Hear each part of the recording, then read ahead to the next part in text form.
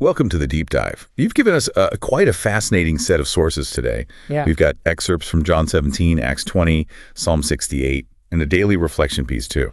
Yeah, it's a really interesting mix. Different times, different writers, but they seem to, well, they circle around some core ideas about how to navigate life, really. Exactly. And that's kind of our mission for this deep dive, isn't it? To explore this ancient wisdom about something very real. How do you live faithfully in the world? Like really engage, but still be distinct from it. And, what does it take to face the challenges that come with that? Where does the strength come from? Right, because there is this tension baked right into these sources. You're sent into the world, but you're called to be not of the world. It's not about building walls, but about having a fundamentally different identity, you could say. A different allegiance. Yeah, exactly. Different allegiance, different source of truth. And the texts, thankfully, don't just leave you there. They point to what you need. Divine power, truth, grace, community. The resources are there. Okay, let's dive into that foundation then. John 17, Jesus is praying right before he leaves. And he says, I am no more in the world, but they are in the world.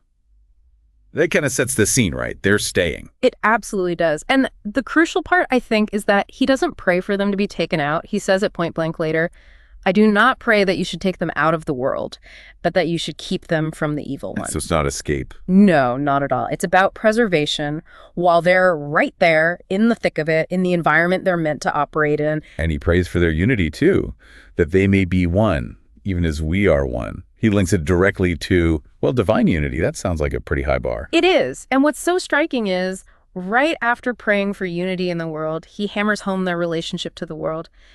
They are not of the world, even as I am not of the world. He says it twice. Okay. So it's not about geography. It's about origin, nature. Where your true citizenship lies, maybe?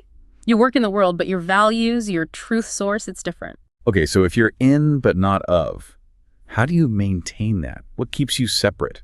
In a good way? Well, he prays specifically, sanctify them in the truth. Your word is truth. Truth is the key. It's the agent of setting them apart, making them holy. Sanctify, making them holy. Yeah.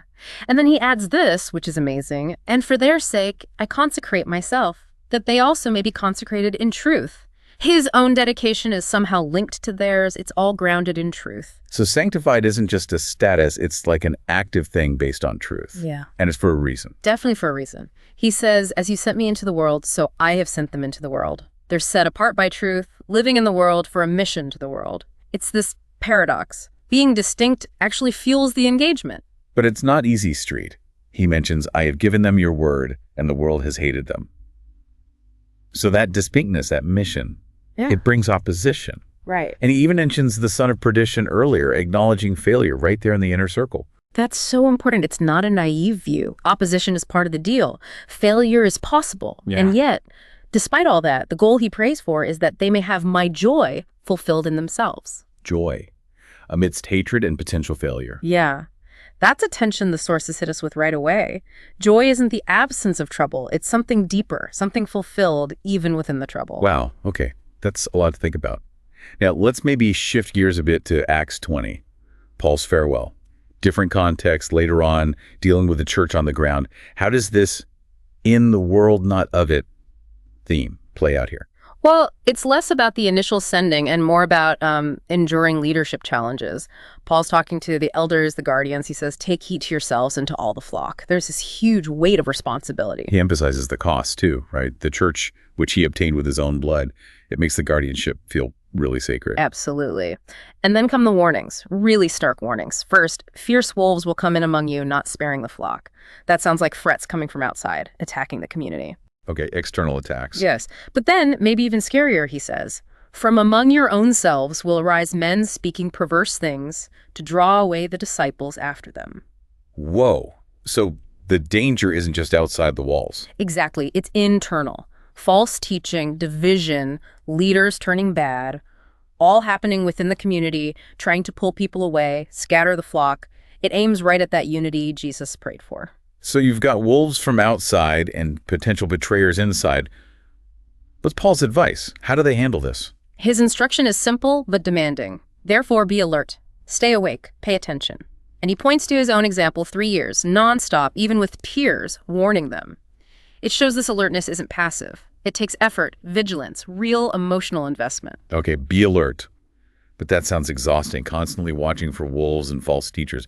Where's the strength for that supposed to come from? Ah, yes, he points them directly. I commend you to God and to the word of his grace. That's the source. And notice this, which is able to build you up and to give you the inheritance among all those who are sanctified. There's that word again, sanctified. Right. It connects back. They're set apart, sanctified by God's truth, like in John, and sustained by his grace, here in Acts.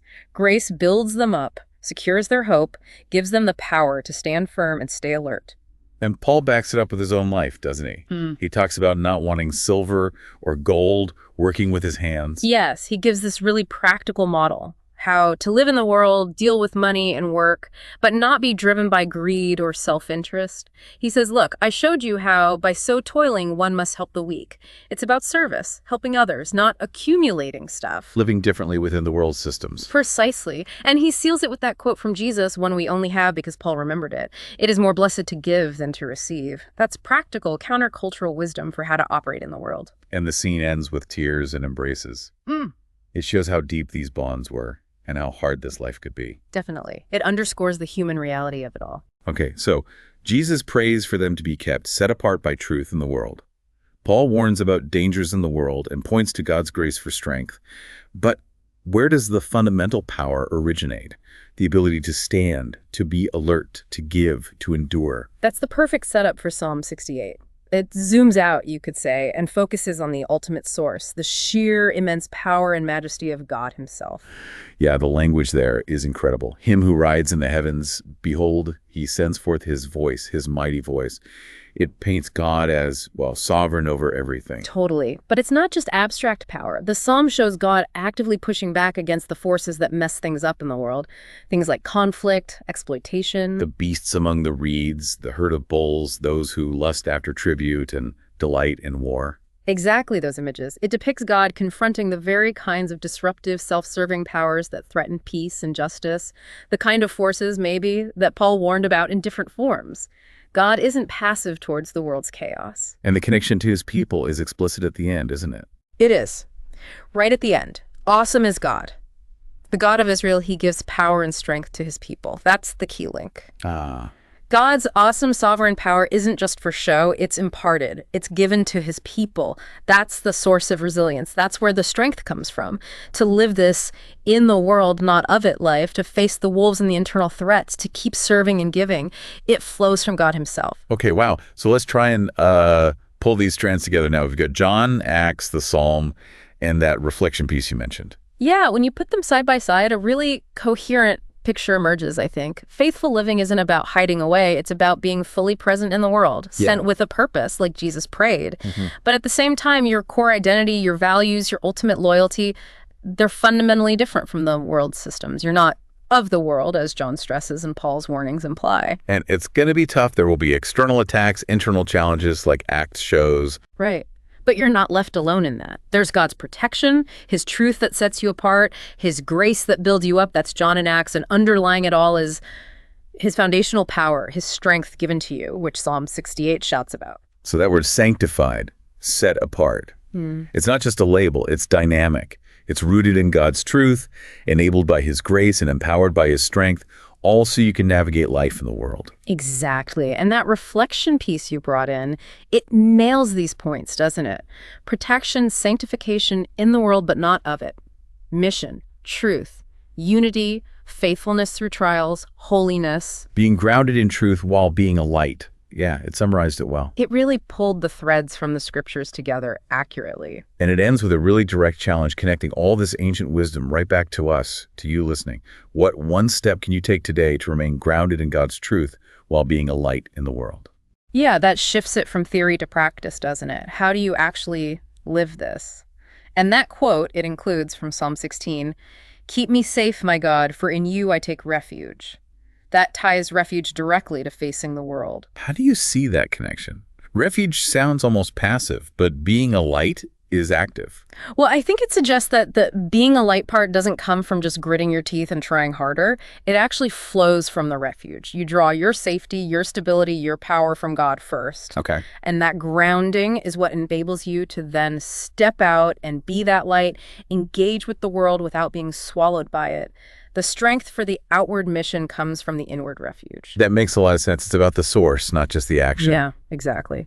Where are you drawing your life from? So we've traced Jesus' prayer for his followers in the world, Paul's warnings about the realities in the world and the need for God's grace, and the Psalm's declaration of God's power as the ultimate source. Taken together, these sources give us this really robust framework, I think, for understanding this call. Live purposefully in the world, but draw your identity, your truth, your strength from somewhere else entirely. So as you listening reflect on all this, here's something maybe to wrestle with, a final thought tying two moments from our sources together. Jesus specifically prayed for his followers to have his joy fulfilled in themselves, even while facing hate in the world, deep joy. But then you have Paul looking back on his intense ministry, guiding people through all these dangers, and he remembers 3 years admonishing everyone with tears. Deep sorrow, deep effort. So what does that juxtaposition, fulfilled joy and tears shed in struggle, tell you about the actual lived experience of faithfulness and mission for those who are in the world but not of it? That's definitely something to chew on. Indeed. Well, thank you for bringing these sources together for us today. It's been a really insightful deep dive. My pleasure. Always good to dig into these texts. And thank you for joining us. We hope you'll continue exploring these ideas on your own.